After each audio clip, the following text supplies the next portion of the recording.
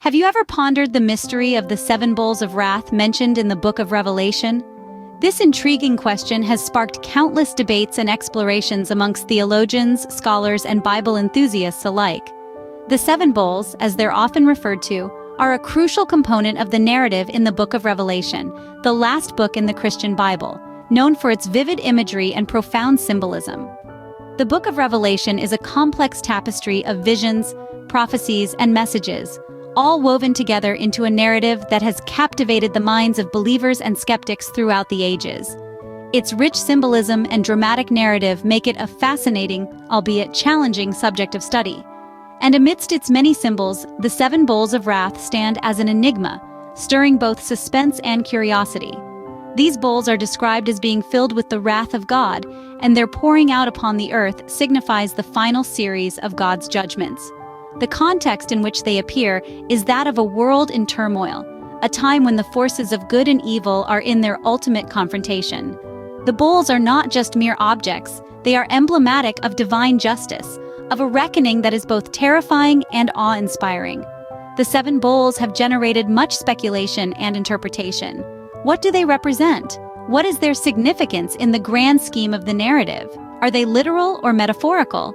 These are just some of the questions that scholars and enthusiasts have grappled with in their quest to decipher the mystery of the seven bowls. As we embark on this journey of exploration, our goal is not just to understand the seven bowls in isolation, but to grasp their significance within the broader narrative of the Book of Revelation.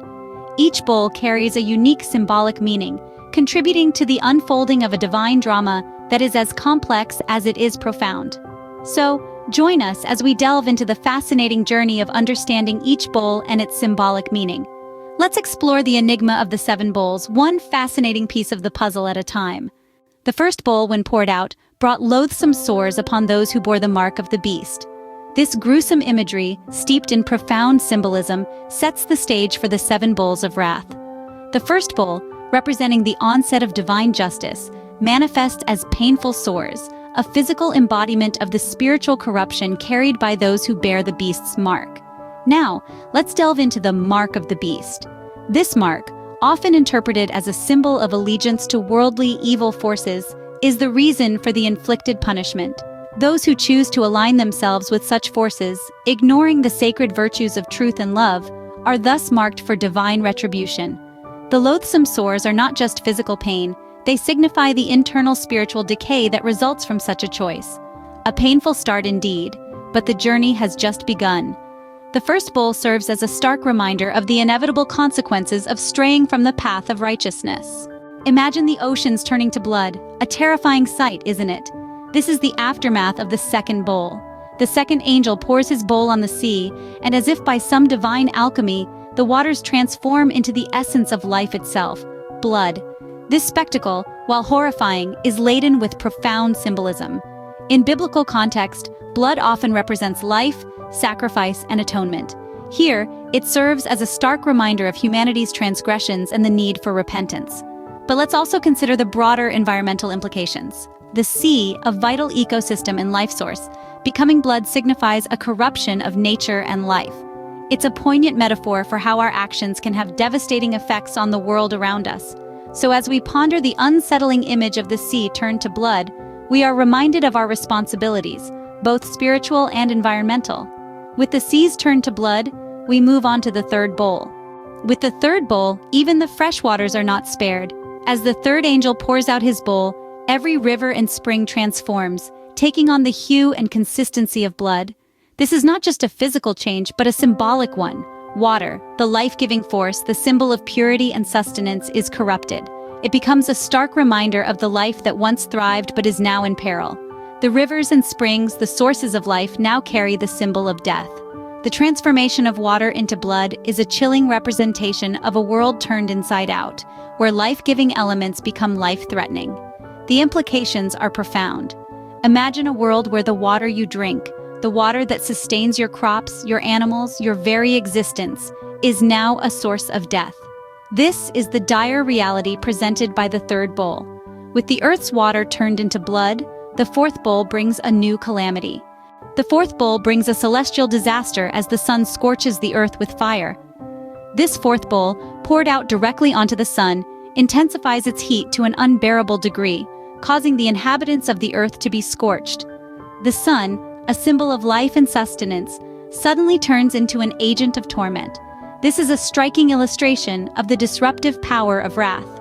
In a greater context, the sun here symbolizes the sources of life that we often take for granted.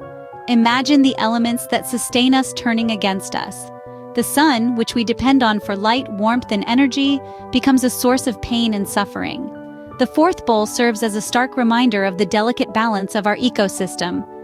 It underscores the necessity of respecting and preserving nature, for when nature retaliates, the consequences can be devastating.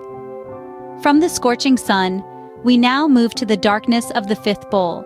The fifth and sixth bowls plunge the world into darkness and dry up the Euphrates. Imagine the sun, our source of light and life, suddenly shrouded, casting the world into an unfathomable abyss. This is the unfolding of the fifth bowl, a chilling descent into darkness. Biblical narratives often use darkness as a symbol of despair, disorientation, and divine judgment. Here, it serves to underscore the gravity of the impending judgment and to indicate a world devoid of divine illumination, a world lost in its misdeeds. But the darkness is not merely physical. It's metaphorical too, symbolizing the spiritual blindness and moral decay that have gripped humanity. The light of truth and righteousness is extinguished, leaving behind a world mired in deception and wickedness. The darkness is a stark reminder of the consequences of turning away from God's light. Now let's turn our gaze to the sixth bowl, an event that brings forth an equally dramatic shift in the natural order. The Euphrates River, one of the most significant bodies of water in biblical narratives, dries up. This river, often considered the cradle of civilization, is reduced to a barren, parched landscape. The drying up of the Euphrates symbolizes the removal of barriers, paving the way for the kings of the East to march towards the ultimate battlefield. It's a prelude to the final conflict, the Armageddon. The Euphrates, once a symbol of life and prosperity, now stands as a grim testament to the transience of worldly power. But there's more to this. The drying up of the Euphrates also signals the end of human sustenance and life as we know it. It's a stark reminder of the fragility of our existence and the vanity of our worldly pursuits. From darkness and drought, we arrive at the seventh bowl.